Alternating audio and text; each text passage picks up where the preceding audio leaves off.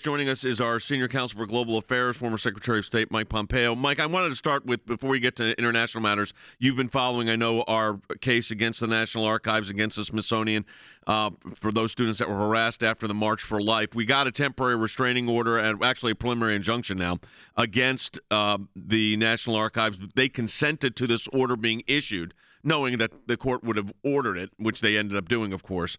And the point we're making with this is when these students were harassed, we went to work quickly, and we got a result very quickly. And it's very important for conservatives to and pro-life individuals, Christians, others, to speak out when they feel like their rights are being denied. And here they were just passively wearing a shirt that said pro-life generation, which created so much hassle for these young people. It's really breathtaking.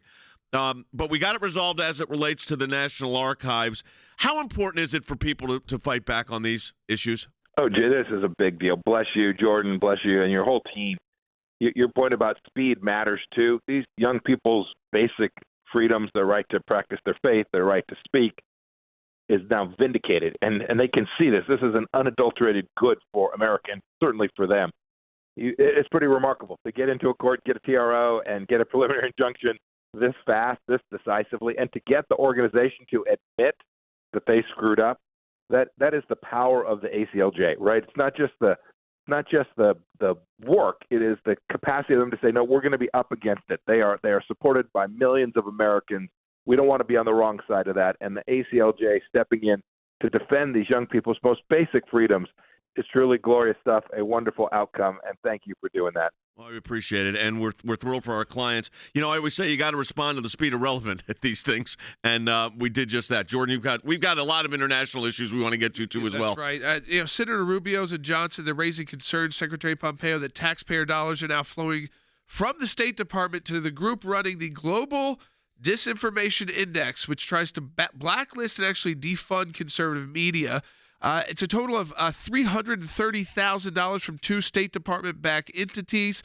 One of those is the National Endowment for Democracy that receives nearly all of its funding from annual congressional appropriations. And they are, again, going through and rating. Don't go to conservative websites. Those can't be trusted. But the New York Times and Washington Post get the highest of highest grades. Well, the State Department should have no touch on any of that, and your taxpayer dollars should have no touch on any of that. We struggled, I'll be honest, when I was Secretary of State, we struggled to get those very institutions, the National Endowment for the Arts, the NED that you described, even our GEC, which had an important role in pushing back against Chinese disinformation. The State Department bureaucracy was trying to take those dollars and resources and use them against, quote, domestic threats, end of quote.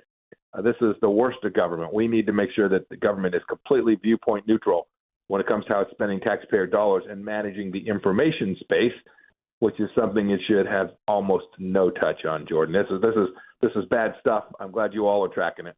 You know, it's interesting. I want to follow up on that, Mr. Secretary, because we had big public outcry when DHS was Department of Homeland Security was going to impanel their Disinformation Governance Board, and we pushed back strong here at the ACLJ Action, members of Congress as well, and that was moved aside. But we warned that it will come up in other places, and now it is coming up in other places, as we're seeing. You dealt with, of course, you were the Secretary of State, you were the director of the CIA, you were a member of Congress, so you know what's going on here. This disinformation theme, though, is coming out both in national agencies, but also in international agencies. You're hearing them talk about it as well. The UN talked about it the other day, World Health Organization. So this phrase, this concept of disinformation, and we're gonna censor this, I think is now a global problem. It is indeed, and I saw it. Jay, you would know this too. When we pushed back against the ICC, the International Criminal Court, the institution begins to rise up against it and says, well, no, that's disinformation. That's the connective. You've worked in that court. When we were trying to do the good work in Judea and Samaria, simply saying Israel's not an occupying nation, the institution comes back and says, you can't speak that way. That's both illegal and it's disinformation. Their notion of trying to use disinformation as carte blanche to censor conservative ideas is not new.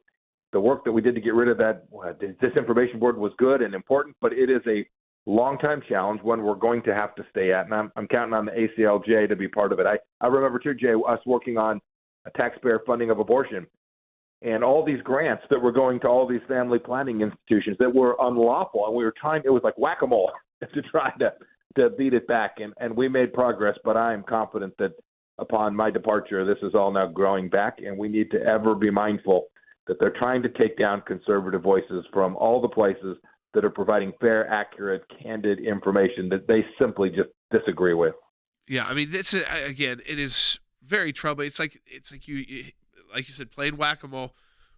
Department of Homeland Security backs off with Nina Jankowicz, and then they get caught again trying to do it. Then they kind of back off from that. And then we find out we're actually paying nonprofit groups to do this. But going on to China as well, we keep finding different ways the Biden administration is trying to chip away at free speech, and we're seeing that with conservative Christians. Before we get to China, these executive agencies seem to have a directive to be on the lookout for ways to combat conservative speech. It's like they are trying to target specifically conservatives, and then they put these lists together like conservatives can't be trusted.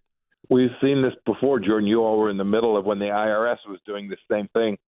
So this is a repeat problem. This is not random. This is not an error. This is a systemic effort to take conservative voices from the marketplace of ideas. And whether it's the State Department or the Justice Department saying that the biggest threat they face is a white supremacist domestic terrorism, right? These are dog whistles for the progressive left saying take down these voices, take the thoughtful conservative voices, factually accurate conservative voices from the marketplace of ideas, and we can dominate that space.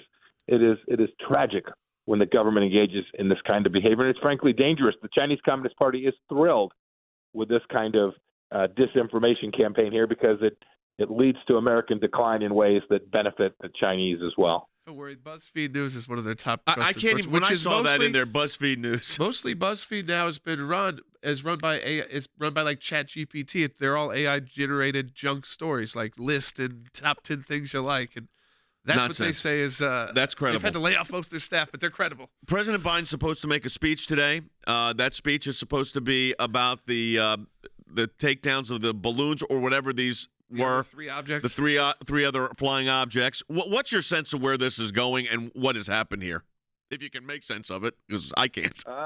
The stories have shifted.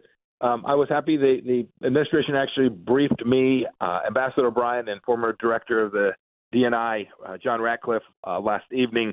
So we got some insights. I hope the president will share all of those, or nearly all of those today. They can be put in the open space. What we know for sure is that for 5.5 days, the Chinese Communist Party took a balloon that we knew it had taken off from Hainan Island in China and allowed it to transit the United States, certainly damaging our global reputation and almost certainly collecting important information about how to challenge the United States airspace. A calamity for American security, but frankly, Jay, to your point earlier, a part of a pattern and practice of this administration of refusing to confront China, whether it's their spy operations in the country or their efforts in Taiwan. We appreciate your comments and insight as always, and the situation with this latest with the military operations. And I'm glad our military was successful in this, but this is costing real money. We don't know what's going on. You have a better idea of it now, and hopefully the American people will in the next 24 to 36 hours. We appreciate it. Mr. Secretary, thanks for being with us.